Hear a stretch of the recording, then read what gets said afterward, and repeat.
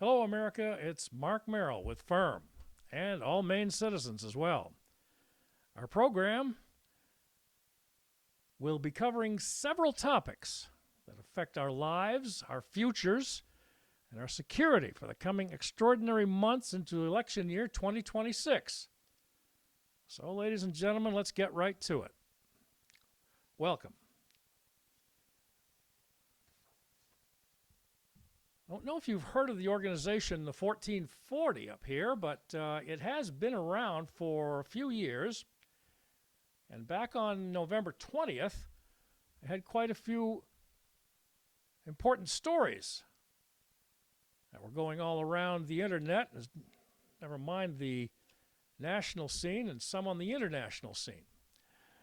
So this is just going to be an encapsulation, we call it here, folks, on our Firm journals. We title it National, Technical, and State Headlines for All Citizens and Americans. We start off, ladies and gentlemen, with a headline from the 1440, which is based out of Philadelphia, New York, and a couple of other locations around the United States. Very reputable in a short period of time that they've been around. Seems James Comey, whom I'm sure a lot of people would rather not hear about, and what does that have to do with anything with our freedoms and rights? Well, a lot. Donald Trump's Justice Department revealed on the 19th of November, not that long ago, they never presented a revised indictment against former FBI Director Comey to a full grand jury, and unusual error that threatens to derail the federal government's case. But in September, interim attorney Lindsay Halligan presented 3 counts against Comey to a grand jury stemming from his 2020 testimony over the Trump-Russia investigation. The grand jury rejected one false statement charge but voted to indict on the other 2, a separate false statement charge and 1 count of obstruction. Now, Comey was indicted on September 25th, to get to the point, days before the statute of limitations was set to expire. Well, the case related to his denying having authorized anyone at the FBI to serve as an anonymous source to news reports. Whatever happened, though, instead of presenting a revised 2-count indictment to the grand jury for approval, Ms. Halligan, or Mr. Halligan, doesn't say whether it's Mrs. or Mr., revealed on November 19th, before this publication on the 20th, the presentation of the updating charge document was only to the foreperson who signed it. What happened? Well, it was thrown out of court. We'll see what happens, though. It was thrown out of court as far as the indictments on James Comey, but with prejudice. We may be a little bit off on this, folks, as far as knowing the laws of the land, because it's either one way or the other, with prejudice or without prejudice, which refers to the fact that he can be charged again. We believe that it's without prejudice. Next up, there's a Netherlands, or Holland, you may know it better as, a lot of people, drops Nexperia. This is the Dutch government. I find this a little bit important for a lot of people out there who use computers on a daily basis, and how it will affect the United States and the nasty red menace has their fingers in the pie once again. Isn't that lovely? Great. That's all we need, isn't it? Yeah, you know who I'm talking about.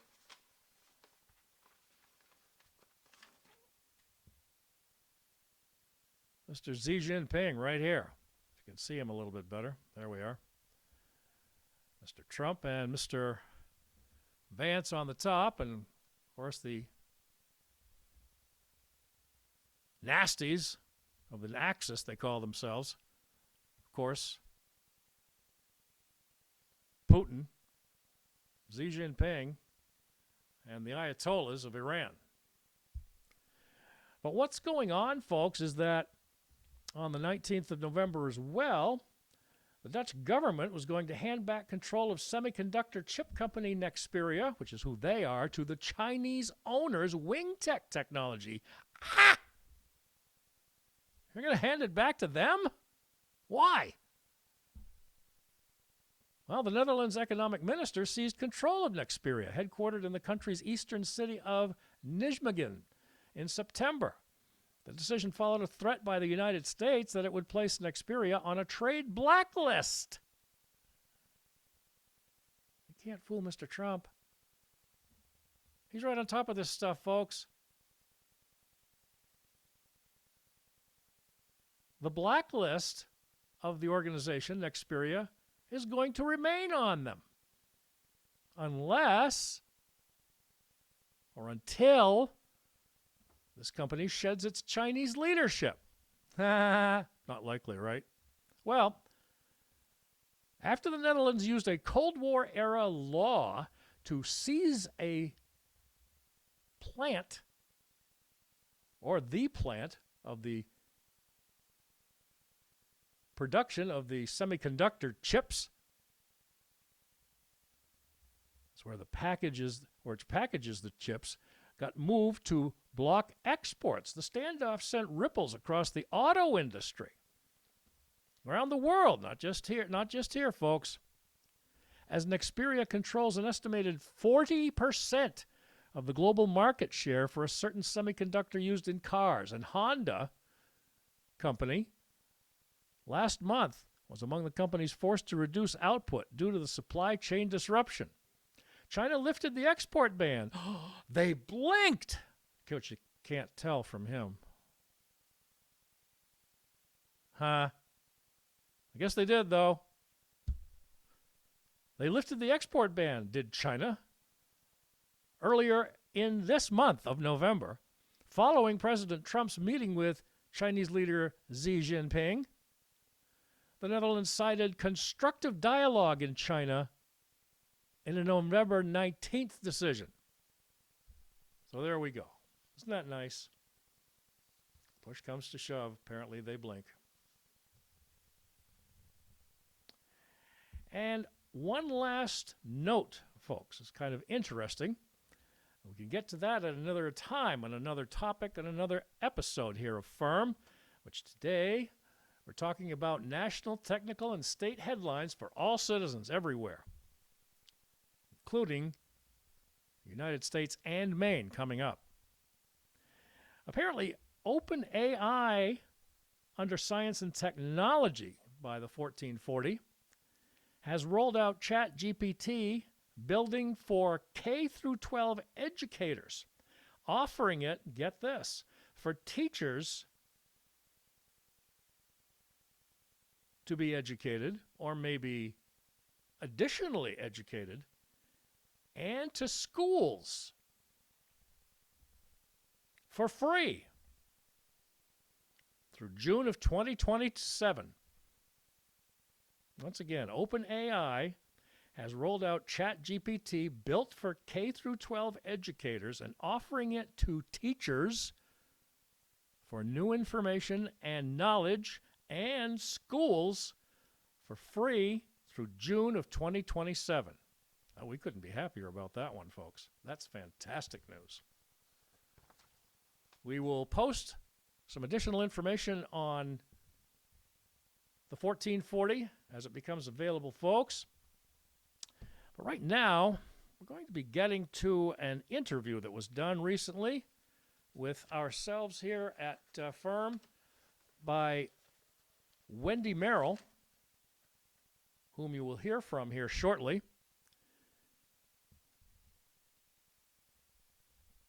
A few weeks ago, back around the beginning of October, she was having an annual banquet and fundraiser. Wendy Merrill, no relation here, is executive director of the Resolve Life Center, which you see right here.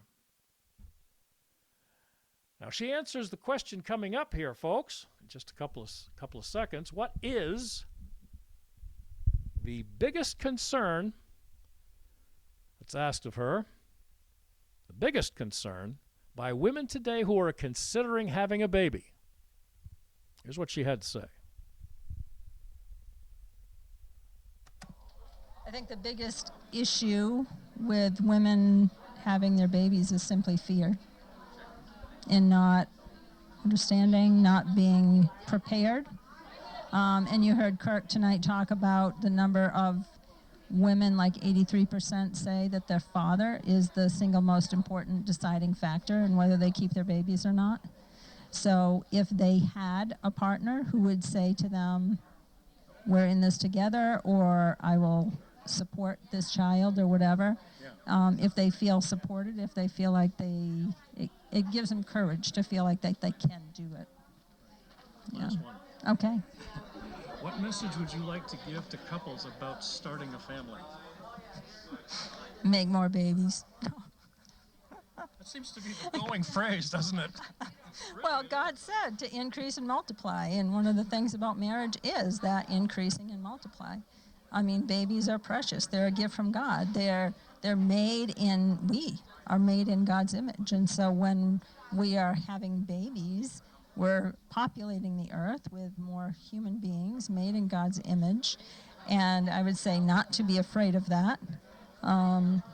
For some reason in this information age, everybody thinks they need to know everything before they can start, or I need to have a house, or I need to make sure I have a good financial nest egg. But it's just not, God provides. God definitely provides. Anything coming up in the near future after tonight as to projects or something, anything you can talk about or not really? Well, as far as events that we do, there's not really anything for a little while. Of course, in January, I start speaking in churches and getting more people aware and involved and taking the baby bottles with me. People love to fill those baby bottles and get their children involved with that and opportunities. Yeah. And, but yeah, I don't know. Start a whole new year, and we are very excited about. I just know God's going to bring that man to be the men's lead at the center, and we've had more and more men recently coming. One just yesterday was there, and he was like, I can't even believe that a place like this exists. I didn't even know they existed, let alone existed in my own town. And so he wanted advice on, and I said, look, we have classes I can send you, but I'm a mom. I can't teach you to be a dad because I'm a mom. So we're really praying for that men's ministry lead to come, and then other men to come along beside him, and then kind of create this place for dads. So. All right, Wendy, congratulations again, another year, and going forward as well. You and Ronnie, good team. Thank you so much. God bless you. So some very interesting information from Wendy on the involvement now of men or potential fathers getting involved, and some even surprised they didn't even know that the Resolve Life Center even existed. Pro-life here in the greater Waterville area, which is in central Maine. It is located on Upper Main Street in Waterville, which is a city just north of the state capital of Augusta. Now, our final segment here, folks, involves a different topic altogether, and it's got kind of a very cruel and vicious attack on our own people here in the state of Maine. Before we do, a quick representation here from our friends Jay and Jordan Seculo at ACLJ, or American Center for Law and Justice. I want to make sure that everybody understands that we have a lot to go to stop Planned Parenthood in its tracks, defund them. Lots of activities going on a regular basis from them, and they're constantly in court, ladies and gentlemen, to make sure that Planned Parenthood doesn't go any further. It's an ongoing battle, though, folks, so we have to keep it up. And we'll also give you a link, not only to the 1440 Resolve Life Center and also the ACLJ.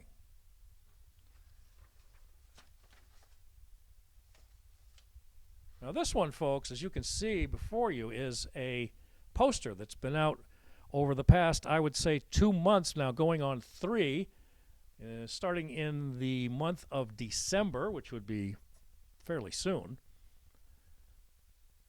It's from the U.S. Customs and Border Protection. As you can probably see the shield there, and it says, report illegal aliens, it's the law.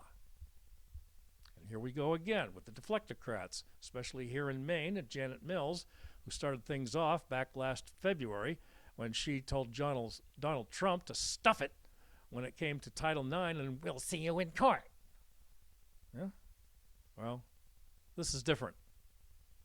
Title IX still exists, Janet. You can stick it. Or maybe you'd like to see a jail cell for a change. You deserve one. Yeah. You heard it from me. Mark Merrill. Fairness in Reporting Media. And we're going to give you our details at the end. But in this topic, folks, if you would like to report illegal aliens, it says, please call Immigration and Customs Enforcement, or ICE, hello. They will need to know names, locations, either workplace or residence, and any other specific information you can provide, and go to ice.gov or go and call this number, 866-DHS2-ICE. It's important, folks. No matter what kind of pressure you might be feeling about turning your head and looking the other way, about noticing that there is somebody illegal either nearby you or some odd activity going on in your neighborhood. No. But this is what the left wants to do, folks. In this final segment, as I was saying, it's a vicious attack on you as well as anybody who turns in an illegal to ICE. Janet Mills and her criminal politicos are trying to establish an ICE hotline, which you'll soon hear about. We broadcast this on Firm and one of our podcasts back in October as well. The ICE hotline, they claim, is for Maine citizens to call protesters to warn them to protest and stop ICE agents in their towns and cities trying to arrest illegals. Here's some extended details on those criminal efforts by the radical left.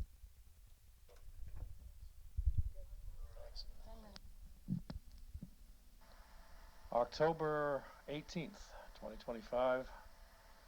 Mark for Firm. The following will be recorded interviews and statements from the Maine GOP gubernatorial candidates at the Augusta Civic Center. Mark Merrill with Firm. It is Friday, October 24th, just after 12 noon.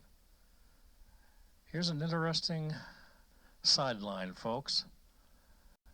It appears that there has been a ICE watch phone number set up by the state of Maine at the State House in Augusta. They held a press conference, and here's the recording of what you'd hear from this phone number if you call it and leave a message to set up ICE agents to be attacked if they're about to arrest illegals in the state of Maine. This is abhorrent, it's illegal, it's unconstitutional, and it violates Maine citizens' security and safety around the state. Thank you for calling calling the Maine Ice Watch hotline. The line is open Monday to Friday from 6 to 10 a.m. and 5 to 9 p.m. To leave a voicemail in English, press 1. Para español, oprima 2. Pour le français, appuyez sur 3.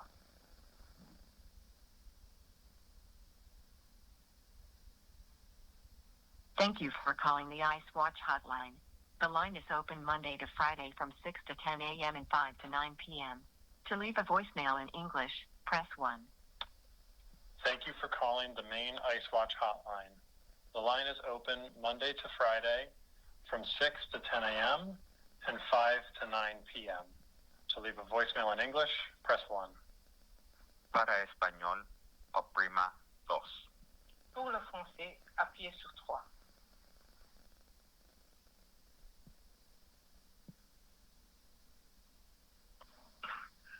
Please leave your first name, phone number, and a short message, and we'll return your call as soon as we can.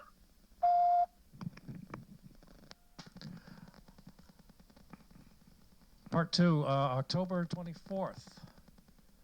Today, ICE officials are being undermined as Maine launches an ICE Watch hotline to inform and protect immigrants.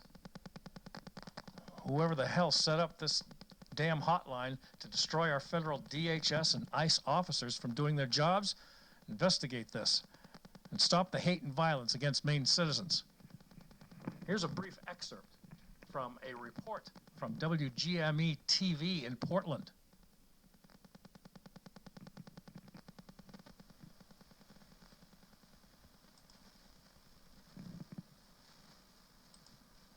Meant to address fears and frustrations related to ICE. Thank you for joining us. I'm Stephanie Grinling. And I'm Greg Lagerquist. An ICE Watch hotline, similar to ones created in other states, is now live right here in Maine. Now, leaders say it's not about interfering, but rather about alerting and informing the community. CBS 13's Max Williams was in Portland for today's announcement and explains how the hotline will work and why some say it's the wrong step to take.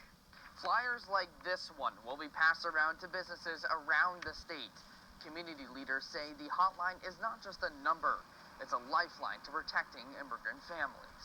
But we, the people, will not let fear define our streets. The threat from this administration is strangling the life from our communities, and I take that personally. Passionate statements from local leaders on Thursday in Portland as they announced the launch of a hotline meant to protect immigrants and their families who may be fearful of seeing ICE on Main streets. Our families, our friends, our neighbors are afraid to go to school, to work, to worship, to the hospital, to the store. Members of the Maine Immigrants' Rights Coalition and People's Coalition for Safety and Justice say the ICE Watch hotline will help people from having to rely on internet posts or word of mouth. So we know that this tactic is effective in deterring law enforcement activity. Crystal Cron is one of the hotline organizers. She says once the number is called, you will be connected to a volunteer operator where you can either get supportive advice or report that agents are in your area. They'll also take a step further, sending people to the location to interact with the agents and answer any questions from anyone involved. Are you for this? A hotline to protect criminals is absolutely obscene. Betsy Smith is a spokesperson for the National Police Association, which supports American law enforcement. She believes this hotline only hurts the community. Because it prevents law enforcement from arresting criminal illegal aliens. It's dangerous, it's unconstitutional, and it's un-American. In Portland, Max Williams, CBS 13 News. Well, that's the report, folks, and at least you heard both sides of the issue. Although WGME 13, a CBS affiliate, has been for many, many decades, decided to go woke. Just like Channel 6, Channel 2, Channel 7, Channel 8, Channel 5. Not to mention the newspapers that are hanging on by a thread of existence on the web. Portland Press-Herald, Morning Sentinel, Kennebec Journal, Lewiston Sun Journal, and the Bangor Deadly News, we call them, the Bangor Daily News. So please heed this one right here, folks. If you value your life and your children's life and your grandchildren's future, you see illegal aliens, or you know of where they are, confidentially, you can contact ICE. If you would like to report, it says, illegal aliens, please call Immigration and Customs Enforcement. They will need to know names, locations, either workplace or residence, and any other specific information you can provide at ice.gov or 866-DHS-2-ICE. 866-DHS-2-ICE. Can't emphasize it enough, folks. Once again, thank you for joining us. All the time, 24 hours a day, 7 days a week, on Firm, Fairness in Reporting Media. I am always your host, Mark Merrill. Reach us through our email at fairnessinreportingmedia@gmail.com, fairnessinreportingmedia@gmail.com. And always check out our podcasts on YouTube and X. In the meantime, pray for our state, for the future of our state, for the future existence of a free society in our state. Let's stop the Democrats in 2026. Talk to your representatives in the Maine legislature, folks, and make sure that nothing gets past them as far as issues like this one with ICE, and also stay on top of all issues that we present here on Firm to make sure that life stays free under the U.S. Constitution and not under the deflectocrats and socialism or communism. Ever.